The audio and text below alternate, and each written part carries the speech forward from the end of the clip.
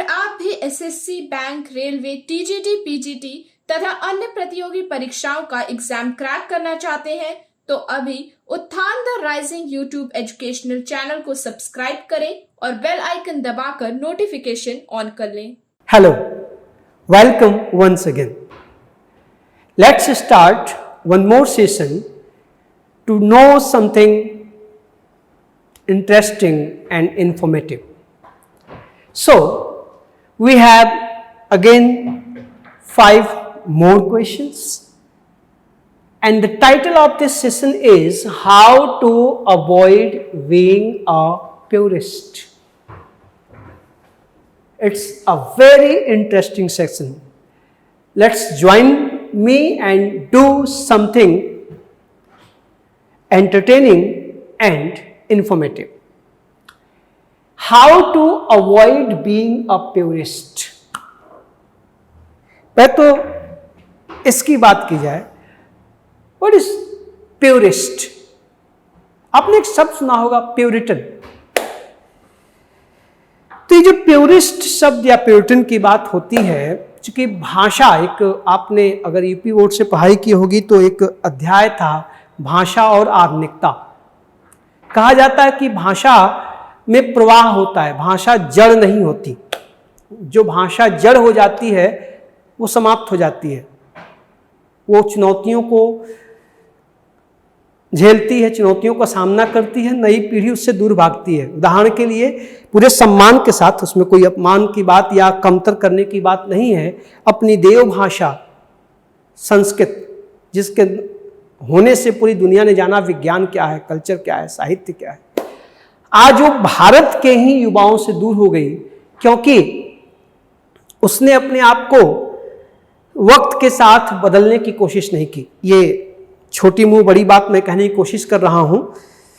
अब इसके जो अध्येता होंगे, जो इसके विद्वान और विदुषियां होंगी, उनके पास शायद बेहतर इसका जवाब होगा।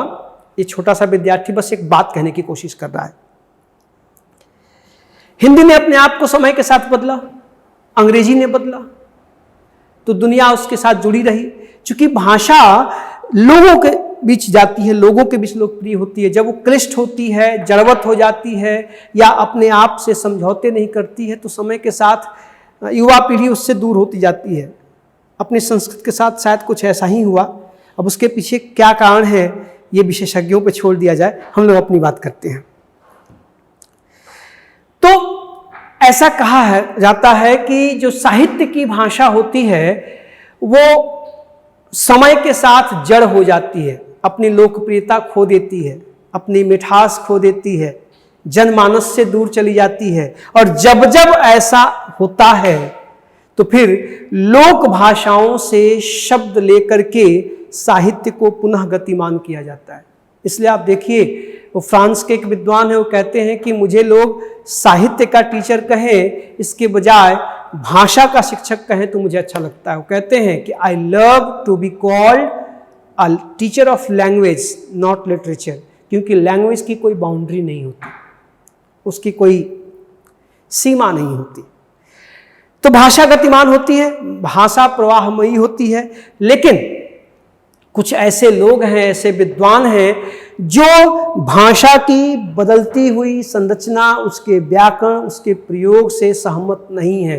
वो बिल्कुल पारंपरिक उसी पैटर्न पर चलने के लिए रिजिड हैं कि इसमें बदलाव ठीक नहीं है, ये प्रयोग ठीक नहीं है, और बोलचाल की भाषा लिखने की भाषा से अलग हो जाती है। आपको पता है, जो स्पोकन इंग्लिश है वो रिटन इंग्लिश से, लिटरेरी इंग्लिश से डिफरेंट हो जाती है। तो जो लोग इस डिफरेंस को मानने को तैयार नहीं है, वो बिल्कुल नियमों के साथ, व्याकरण के एक एक नियम के साथ बोलना और लिखना चाहते हैं, उन्हें हम प्योरिस्ट कहते हैं, प्यूरिटन कहते हैं। क्लियर है? तो जब मैंने भी कहा कि भाषा में बदलाव से नई पीढ़ी भाषा के साथ जल्दी जुड़ती है, इसलिए इस टॉपिक का नाम है how to avoid being a purist. हम प्योरिस्ट होने से, एकदम शुद्धतावादी होने से, एकदम शुद्धतावादी, पूरा रिजिड होने से कैसे बचें, इसके लिए कुछ वाक्य हैं। और देखिए, हर वाक्य के सामने wrong right, wrong right, wrong right, wrong right लिखा है। पहले मैं आपको पढ़ता हूं आपके लिए, आपको ये तय करना है, you will decide whether these sentences are right और wrong according to the grammar and usage. हमेशा ये लड़ाई चलती है दोस्त, ग्रामर और यूसेज के बीच में हमेशा युद्ध होता रहा है। कभी प्रयोग जीतता है, कभी ग्रामर, और कभी कभी ग्रामर और प्रयोग दोनों एक दूसरे के साथ हाथ में हाथ मिलाए खड़े रहते हैं, ये भी होता है, ठीक ना। तो हम आवश्यकता अनुसार कभी यूसेज के साथ जाते हैं, कभी ग्रामर के साथ जाते हैं। वैसे विद्वानों ने, विदुषियों ने, विशेषज्ञों ने कहा भी है कि भाषा सुंदर होनी चाहिए। रहीम बाबा का दोहा, ऐसी बानी बोलिए मन का आपा खोए, औरन को शीतल करे आपहु शीतल होए। तो लोगों ने कहा कि अगर भाषा की सुंदरता बिगड़ रही है, भाषा कर्कश हो रही है, नीरस हो रही है, तो व्याकरण की तिलांजलि दे दो, लेकिन कर्कश ना बोलो। ऐसा बोलो कि लोग आपा खोकर के आपके अपने हो जाए। इसी आदर्श का अनुकरण करते हुए ये वाक्य आपके सामने है। आइए जरा मैं पढ़ता हूं, आप पहले अपना आंसर टिक कर ले, फिर हम लोग व्याख्या करते हैं। देखिए, let's not walk any further right now. Let's not walk any further right now. आपको टिक करना है रॉन्ग है कि राइट है। फिर देखिए, some people admit that their principal goal in life is to become wealthy। आपको टिक करना है राइट है कि रॉन्ग है, खड़ाखड़ टिक करते चलो। What a nice thing to see, what a nice thing to see, wrong और राइट टिक कर लीजिएगा। He is pretty sick today, he is pretty sick today, टिक कर लीजिए। और are you going to invite Ramesh and I, are you going to invite Ramesh and I. खटाखट आप लोगों ने, मैं आशा करता हूं कि अपने रिस्पॉन्सेस टिक कर लिए होंगे, ठीक है, या सोच लिए होंगे मन में। आइए अब हम एक्सप्लेनेशन की ओर चलते हैं। तो पहले क्वेश्चन को लेते हैं। पहला क्वेश्चन है कि let's not walk any further right now. मैंने भी कहा ना, how to avoid being purist. अगर एक प्योरिस्ट कोई सेंटेंस आप देंगे तो वो आंख मूंद के कहेगा रॉन्ग है। हो सकता है आप में से भी कुछ लोगों ने इसको रॉन्ग टिक किया हो, बट फ्रेंड एक राइट सेंटेंस है। लेकिन एसएससी की परीक्षाओं में क्वेश्चन बैंक उठाइए तो वहां पर भी इस सेंटेंस को लोग रॉन्ग कर देंगे। अमूमन जो पारंपरिक ग्रामेरियन हैं वो इसको रॉन्ग ही मानेंगे। तो सर लुइस अपनी विश्व प्रसिद्ध पुस्तक वर्ड पावर मेड इजी में लिखते हैं कि मैंने 60 विद्वानों को ये सेंटेंस भेजा, लेखकों को भेजा, पत्रकारों को भेजा, ये जांचने के लिए कि ये सेंटेंस राइट है कि रॉन्ग है। और उनका कहना है कि उसमें से 3/4 लोग इस सेंटेंस को राइट माने। और कहा जाता है आप्तोपदेशः वचना, आप तो पुरुषों के वचन ही प्रमाण माने जाते हैं। जिसको विद्वान कहते हैं, लिखते हैं, बोलते हैं, प्रयोग करते हैं, वो सही माना जाता है। तो प्योरिस्टों के हिसाब से ये सेंटेंस रॉन्ग है बेटा, लेकिन मॉडर्न इंग्लिश के हिसाब से, आजकल के प्रयोग के हिसाब से ये सेंटेंस राइट है। और मामला यहां इस फर्दर का है। जो पुरानी इंग्लिश है, जो पुराना ग्रामर है, जो पारंपरिक ग्रामर है, वो कहता है कि फर्दर का मतलब होता है समथिंग मोर, एडिशनल, अतिरिक्त। और यहां पर देखो वॉक आया है, तो वॉक करेंगे तो दूरी तय करेंगे, डिस्टेंस तय करेंगे, और डिस्टेंस के लिए फार्दर शब्द का प्रयोग होता है। उनका कहना है कि फार्दर, फार से बना है, फार, फार्दर, फार्देस्ट, है ना, और फार, फर्दर, फर्देस्ट, दोनों का पॉजिटिव फार ही है। इस फार को हम फार्दर और फार्देस्ट लिखते हैं और फर्दर और फर्देस्ट लिखते हैं। तो लोगों का जो पारंपरिक अंग्रेजी वो कहती है कि फार्दर मीन्स डिस्टेंस और फर्दर मीन्स एडिशनल, ठीक ना। तो उनका कहना है कि आप कहिए कि डोंट टॉक एनी फर्दर, आगे कुछ मत बोलो, यहां फर्दर होना चाहिए, जो ट्रेडिशनल इंग्लिश है। आप कहोगे no questions any further, no complain any further, अब कोई शिकायत नहीं तो फर्दर आना चाहिए।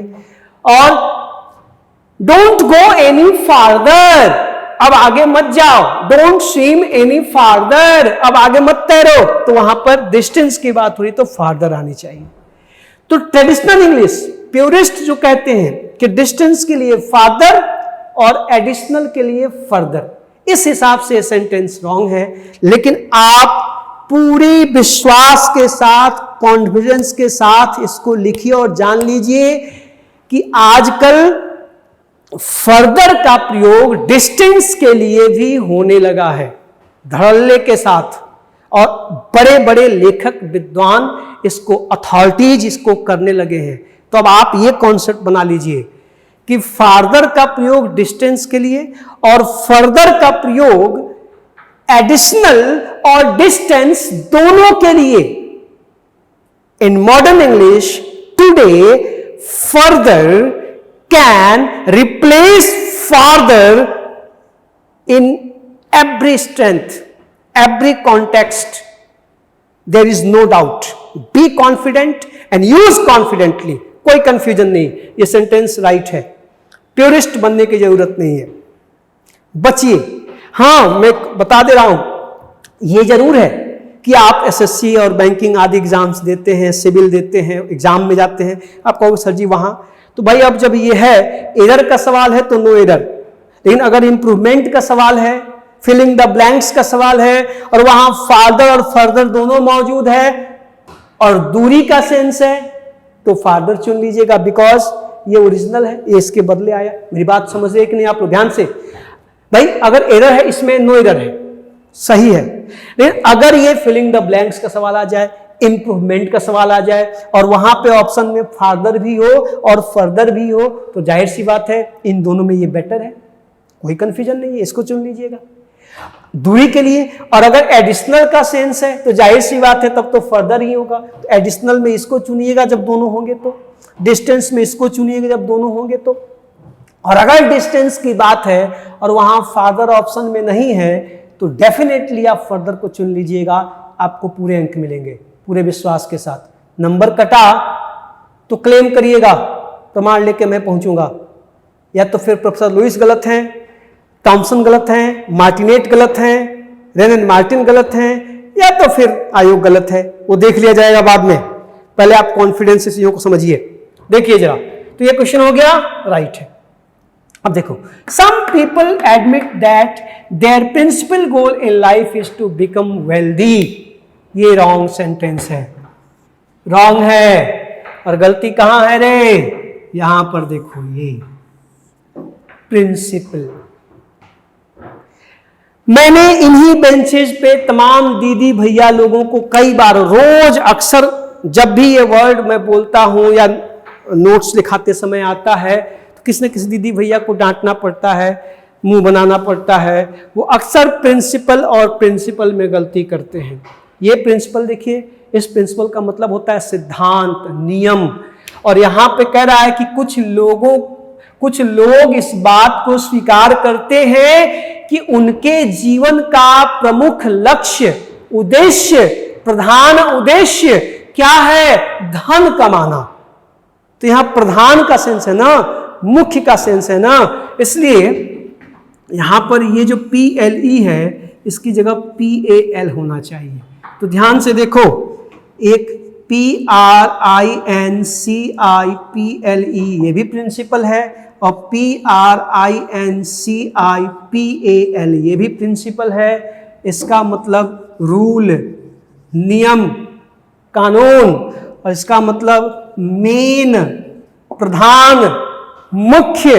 आप बताओ, कुछ लोग स्वीकार करते हैं कि धनी होना, समृद्ध होना हमारे जीवन का मुख्य नियम है कि मुख्य लक्ष्य, नियम है, मतलब नियम लक्ष्य है कि मुख्य लक्ष्य है? मुख्य लक्ष्य है ना, इसलिए यहां पर PLE की जगह PAL होना चाहिए। अमूमन बेटा आप लोग यहां गलती करते हैं, कई बार मैं तो 7 वर्षों से देख रहा हूं इन्हीं बेंचेस पे बैठकर आप गलती करते हुए, डांटनी पड़ती है, इसको ध्यान रखना।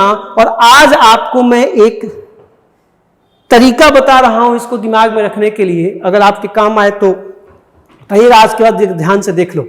देखो भैया, प्रिंसिपल मतलब नियम, नियम को इंग्लिश में कहते हैं रूल। यहां पे ध्यान दो, रूल, RULE, रूल। और इस प्रिंसिपल का मतलब मेन, प्रधान, मुख्य। यहां पर देखो मेन। इस रूल और मेन से ही आप दोनों प्रिंसिपल की स्पेलिंग को ठीक से याद कर सकते हो। देखो जरा, रूल के अंत में क्या है? LE। ये देखो, प्रिंसिपल मीन्स रूल, रूल के अंत में क्या है रे? LE। यहां भी अंत में क्या है? LE। तो जहां रूल की बात हो वहां PLE। ध्यान से देखो। और इस प्रिंसिपल का मतलब मेन, देखो इस मेन में क्या है? MA। ये देखो MA। और यहां भी देखो P के बाद क्या है? A। ये देखो PAL, A। प्रिंसिपल, प्रधान, मेन, मुख्य। तो P के बाद A, क्योंकि मेन के बाद, मेन में M के बाद A। यहां देखो, मेन में M के बाद A, तो यहां P के बाद A। और देखो रूल में लास्ट में LE, तो प्रिंसिपल में भी लास्ट में LE। इस रूल और मेन की स्पेलिंग को दिमाग में रखेंगे तो कभी प्रिंसिपल और प्रिंसिपल में गलती नहीं होगी। इसका आंसर गलत है, ये रॉन्ग सेंटेंस है, क्योंकि स्पेलिंग यहां पे गड़बड़ है। Is that clear? अब देखो तीसरा sentence, what are nice things to say. अब ये बोल चले, अभी मैंने कहा ना कि प्यूरिटन होने की जरूरत नहीं है, प्यूरिस्ट होने की जरूरत नहीं है। अब यहां पर ये सेंटेंस राइट है। आप कहोगे सर जी आपने दिया क्यों है, हमें भी लग रहा राइट है। तो यहां चर्चा ये है कि जो प्यूरिस्ट लोग हैं उनको इस शब्द से प्रॉब्लम है। वो नाइस शब्द को इस तरह प्रयोग करना, जो मॉडर्न इंग्लिश है आजकल, नाइस शब्द का प्रयोग, बल्कि एक साहब ने तो उकता कर यहां तक कह दिया कि you don't need to be so nice too nice. व्यंग मतलब नाइस के प्रति इतना भी नाइस, जहां देखो नाइस नाइस नाइस। मॉडर्न आजकल की पीढ़ी इसका बहुत प्रयोग करती है। तो जो पारंपरिक इंग्लिश वाले हैं उनका कहना कि हाँ नाइस की जगह, या इसका मतलब है कि कितनी मजेदार बात है कहने के लिए, आह कितनी आनंददायी है। तो जो प्यूरिटन है उनका कहना कि यहां पर प्लेजेंट का प्रयोग किया जाए तो बेहतर होगा। What a pleasant thing to say. या यहां पर जैसे प्लेजेंट खुशी वाली, कि प्लेजेंट या क्या कहा जाए उसके लिए, अप्रिशिएट करना, प्रेजेंट करना। What a appreciating thing, what a pleasant thing ना, व्हाट एन एग्रीएबल थिंग। उनका कहना है कि यहां पर अगर नाइस की जगह हम गुड का प्रयोग करें, प्लेजेंट का प्रयोग करें तो ज्यादा अच्छा है। वो इस नाइस के प्रयोग से नाक भाव सिकोड़ते हैं। तो प्यूरिटन के हिसाब से ये एक अच्छा वाक्य नहीं है, लेकिन आजकल के प्रयोग में नाइस धड़ल्ले से चल रहा है, बल्कि बोलचाल में खूब चल रहा है। तो आप भी इसका बोलचाल में प्रयोग कर सकते हैं। कॉलोकियल इंग्लिश में आजकल प्रयोग होता है, कोई प्रॉब्लम नहीं है, ठीक है। यहां पर भी देख लो, he is pretty sick today. यहां पर भी वही क्लेम है। यहां पर भी इस प्रिटी शब्द को लेकर प्यूरिटन लोग थोड़ा सा अपने को असहज महसूस करते हैं। उनका कहना है कि प्रिटी शब्द, प्रिटी का प्रिटी गर्ल, प्रिटी थिंग, तो वो जो है इस प्रिटी का प्रयोग करने में यहां असहज महसूस करते हैं। लेकिन ये भी राइट है, ये भी सही है। आजकल वेरी के सेंस में, ठीक है, वेरी के सेंस में, क्वाइट के सेंस में प्रिटी शब्द का प्रयोग धड़ल्ले से हो रहा है, बोलचाल की भाषा में चल रहा है। तो जो प्यूरिटन है वो शायद उनकी इच्छा है कि आप कहें कि he is quite sick today, he is very sick today ना।